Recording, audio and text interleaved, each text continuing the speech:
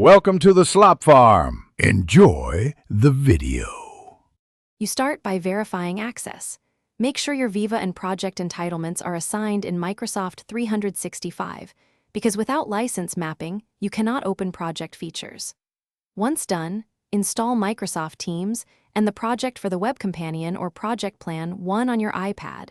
These apps surface project tasks inside Viva. Make sure iOS is up to date and the apps are granted necessary permissions. This initial alignment avoids permission blocks. Now you bind Viva to your project workspace. Open Teams on the iPad, sign in with the same work account, and pin the Viva module to the app bar for quick access. Inside Viva, choose the project or tasks tile and add the specific project for the web board or planner plan you need. Once connected, enable Task Sync and confirm you are a member of the target Microsoft 365 group or team, because group membership controls visibility and editing rights.